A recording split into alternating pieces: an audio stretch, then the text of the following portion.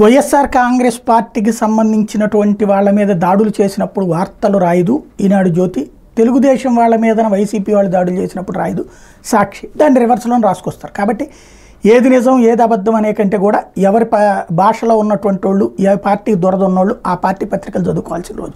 ఇప్పుడైతే రెండు సంఘటనలు వైఎస్ఆర్ కాంగ్రెస్ పార్టీ, మనం అయితే రెండు చెప్తున్నాం ఎందుకంటే పబ్లిక్ లోకల్ వాళ్ళకి తెలుస్తుంది అసలు విషయం ఏంటో, వాళ్ళు కామెంట్ల రూపంలో కొంతమంది చెప్పినప్పుడు మిగతా వాళ్ళకి తెలుస్తుంది. కాబట్టి ఇక్కడ రెండు గొడవలు జరిగినాయి, రెండు కూడా తెలుగుదేశం వాళ్ళ మీదన వైఎస్ఆర్ కాంగ్రెస్ పార్టీ వాళ్ళు చేసిన ఫ్యాక్షన్ గొడవలు. దీని మీదన సాక్షి రాయలేదంటే ఇది ఖచ్చితంగా వైసీపీ వాళ్ళే చేశారని నమ్మచ్చు మనం. రాజకీయ కక్షల నేపథ్యంలో జనసేన పార్టీ నాయకుడు కుటుంబాన్ని హతమార్చేందుకు వైసీపీ నేతలు ప్రయత్నించారు. పొలానికి వెళ్తున్న వాళ్ళని వేటాడి ట్రాక్టర్తోనూ డోజర్ యంత్రంతోనూ ఢీగొట్టారు. అయితే సరిగ్గా స్థానికులు చూసి పరుగును రావడంతో అక్కడి నుంచి నిందితులు పరారయ్యారు. ఈ దాడిలో జనసేన నేత ఏడుకొండలతో పాటు ఆయన కుటుంబ సభ్యులు 9 గాయాలయ్యాయి. ప్రకాశం జిల్లా పుల్లల చెరువు మండలం మర్రివేముల్లో ఆదివారం ఈ దారుణం చోటు చేసుకుంది. గ్రామానికి చెందిన గాజుల ఏడుకొండలు, గాజుల ఆదియ్య బంధువులు, వాళ్ళ వ్యవసాయ భూములు పక్కపక్కనే ఉన్నాయి. ఏడుకొండల గ్రామంలో జనసేన పార్టీని బలోపేతం చేసి పార్టీలో కీలకంగా వ్యవహరిస్తున్నారు. ఆదాయ వైసీపీలో క్రియాశీలంగా ఉన్నారు. దీంతో కొంతకాలంగా వీళ్ళ మధ్య రాజకీయ కక్షలు నెలకొన్నాయి. ఏడుకొండలు తన వ్యవసాయ భూమికి ఆదాయ పొలంలో మీదుగా వెళ్ళాలి. ఏడాది క్రితమే ఆదాయ భూమిని కొనుగోలు చేశాడు.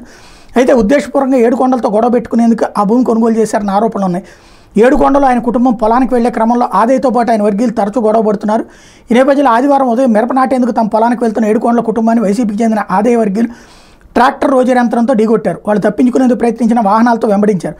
విషయం తెలుసుకున్న గ్రామస్తులు అక్కడికి చేరుకోవడంతో వాహనాలకు అక్కడే వదిలి పారిపోయారు. ఆదయ్య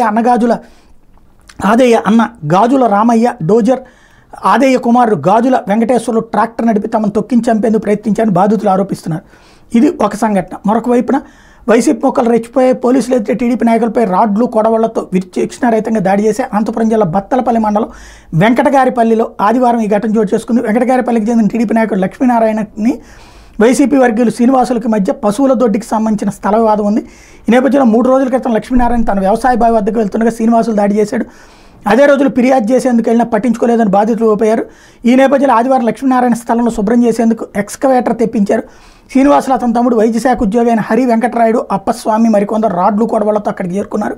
పోలీసులకు సమాచారం అందటం 3 కానిస్టేబుల్ కూడా వచ్చారు. అయినా లక్ష్మీనారాయణ మీద వైసీపీ నాయకులు విచక్షణారహితంగా దాడి చేశారు. అడ్డుగా వెళ్లిన అతని కుమారుడు అభిలాష్ సుధాకర్ మీద కూడా దాడి చేశారు. దీంతో వాళ్ళు కూడా గాయపడ్డారు. వాళ్ళని బత్తులపల్లి ఆర్జీటీ ఆసుపత్రికి తరలించారు. వీళ్ళలో లక్ష్మీనారాయణ పరిస్థితి విషమంగా ఉండడంతో అనంతపురం ఆసుపత్రికి తీసుకెళ్లారు.